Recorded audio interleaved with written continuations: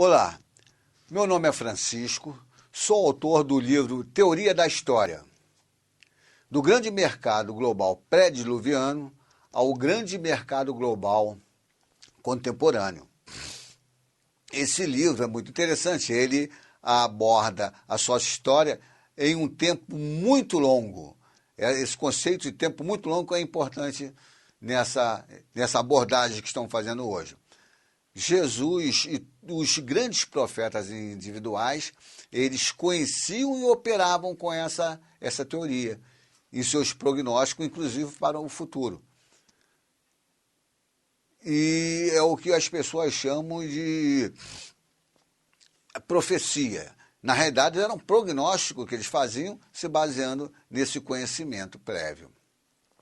Hoje, vou comparar o fim da civilização helênica com o atual fim da civilização moderna, que alguns já chamam de pós-modernidade, civilização pós-moderna.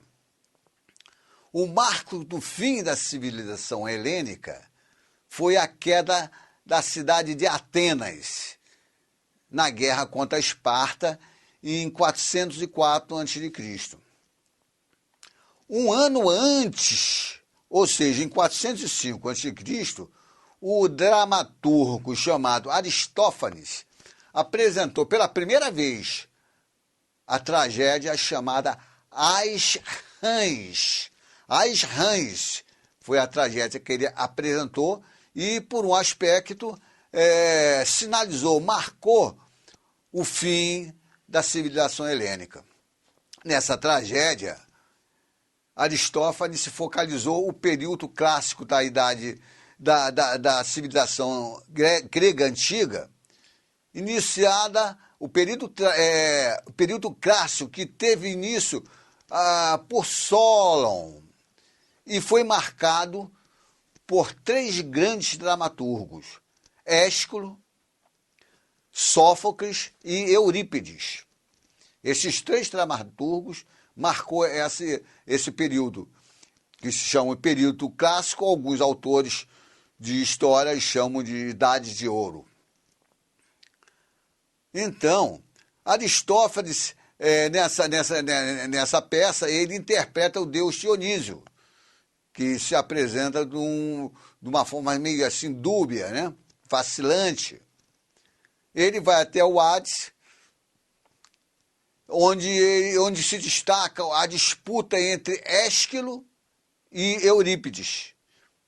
A disputa é feita pelo trono, pelo título de o maior dramaturgo no Hades, né?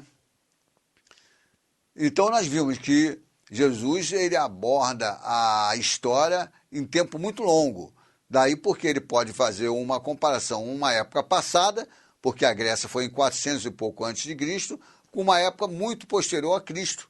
Ele está usando teoria da história em tempo muito longo. Então, no Apocalipse, Jesus alude a Aristófanes e a sua tragédia As Rãs, justamente para comparar o prognóstico, ou se você quiser, pode chamar de profecia, do fim da civilização moderna, que é justamente quando ele voltaria. Ele está falando sobre sua volta, o contexto sócio-histórico da sua volta. Então, de um lado, ele está falando sobre o fim da civilização moderna. E do outro lado, o fim da civilização helênica. Então, isso ele fala no trecho, e que diz assim: vim sair da boca do dragão, da boca da fera e da boca do falso profeta, três espíritos imundos, semelhante a rãs. Né?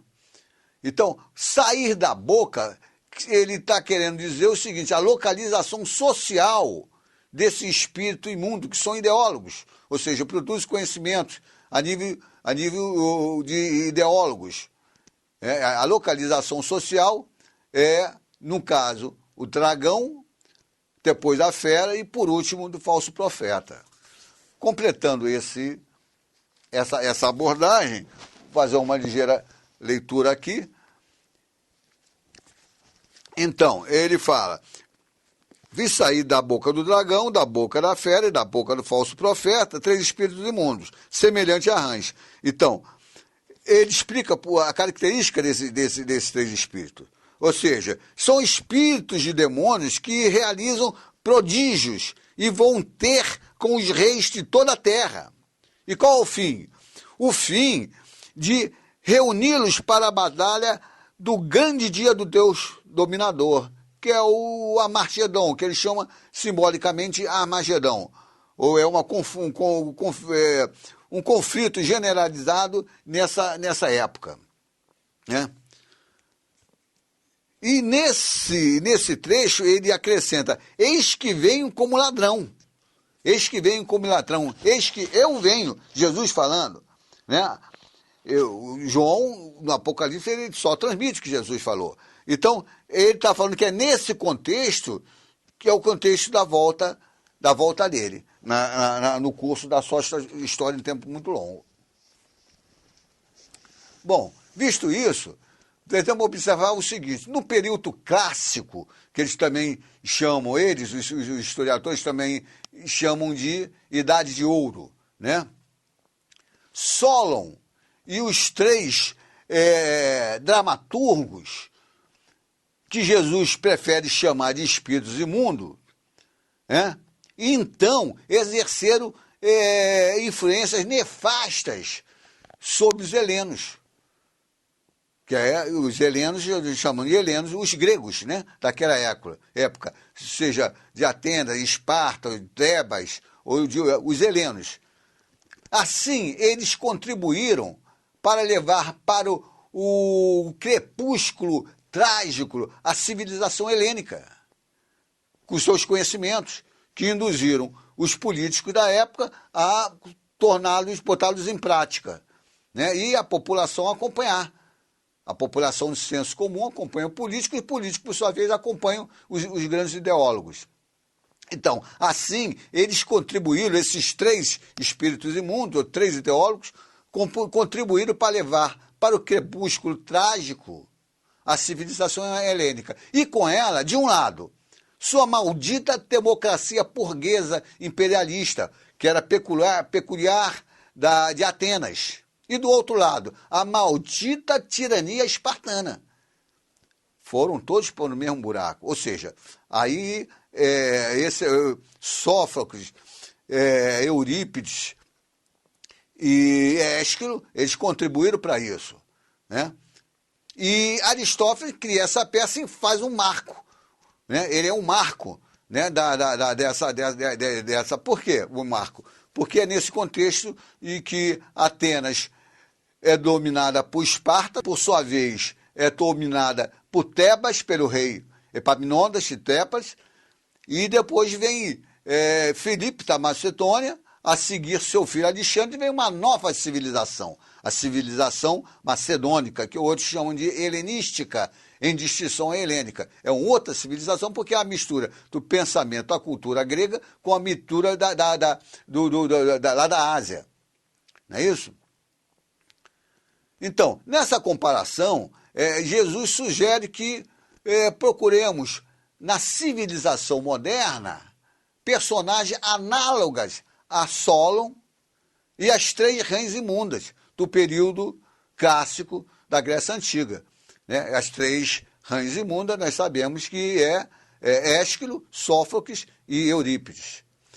Nós podemos apenas adiantar aqui, porque nós vamos aprofundar essas palestras em outras ocasiões futuras, podemos adiantar o seguinte: nessa analogia, Solon equivale a Lutero e Calvino junto, né? Lutero era mais ideólogo e Calvino não era tanto ideólogo como político. Então Lutero e Calvino comparam-se a Solon, a iniciar Solon iniciou algo semelhante a que Lutero e Calvino iniciaram, ou seja, a ética protestante, o espírito do capitalismo, essa forma bruta e grotesca de economia voltada para a grande produção e o consumo insaciável. Então, podemos adiantar isso. E também que Ésquilo equivale ao pensador, um dos três grandes pensadores na área das ciências sociais, mais especificamente na sociologia. Então, Ésquilo equivale a Durkheim, Emile Durkheim. Então, esse ideólogo, Durkheim, ele sai da boca do dragão. O dragão aqui é uma forma representativa do modelo hierárquico e altamente concentrado, altamente centralizado de instituição social ou instituição coletiva, como queira, de natureza religiosa, a exemplo da igreja, que vem desde lá da queda do Império Romano e até ao início do grande mercado global, por volta de 1500. Então, Eurípides, por sua vez, é análogo a Karl Marx, né? Então, ele sai da boca, ou seja, ele tem como localização social do seu pensamento a primeira besta, ou a besta que sobe no mar, que corresponde, que simboliza o grande mercado global que começa lá por volta de 1500, né? Com as grandes navegações, e daí em diante vai se expandindo o grande mercado global até chegar à época de hoje. Mas ele teve início naquela época. Sófocles, ele equivale a Weber, né? Então Weber, ou Sófocles, ele tem como localização social o sai da boca, né? Da segunda besta. Ou seja, segunda besta representa o modo capitalista de produção, que é orientado o que hoje nós podemos chamar da ética protestante, ou espírito do capitalismo, né? Então, podemos adiantar isso, nós vamos aprofundar isso em outras palestras futuras. Agora, é interessante, eu acho muito interessante o seguinte, nós poderíamos adaptar a tragédia às rãs de Aristófanes para a nossa época. Agora que adentramos no princípio das dores, ou no trágico vinho da civilização moderna, e que alguns autores já chamam de pós-modernidade, né? Então, nós estamos nesse momento só-histórico. Então, nessa adaptação, o Dúbio Dionísio, né, que ele tem um comportamento vacilante na tragédia de Aristóteles. Aristófanes coloca ele assim intencionalmente. Então ele poderia ser substituído pelo pseudo-Jesus, o falso Jesus, travestido de Paulo de Tarso, o anticristo. Paulo de Tarso, o anticristo, por quê? Porque Paulo de Tarso ele simplesmente se aproveitou do carisma de Jesus e adulterou a doutrina dele, invertendo o sentido. Quando Jesus tinha uma doutrina voltada para criar comunidades igualitárias, fraternais, radicalmente pacifistas, sem clero profissional e completamente contra a hierarquização social e centralização, ele criou comunas que eram articuladas entre si de forma descentralizada. Paulo faz o contrário, ele inverte isso tudo. Ele vai criar uma instituição social hierarquizada, fortemente autoritária, ele tem uma condição autoritária da sua igreja, né? Que é profissional, e ele procura a aliança com as autoridades militares e econômicas, jurídicas também do Império Romano. Então ele apega a Jesus apenas o carisma e um vernizinho a respeito da doutrina dele. Mas, na realidade, ele inverte tudo. E é da igreja criada por Paulo de Tarso, o anticristo. Nós chamamos ele de anticristo justamente por isso, porque ele faz o contrário do que Jesus fazia. E é dessa igreja dele que vai se desenvolver a igreja católica, a ortodoxa, e mais à frente os protestantes, né?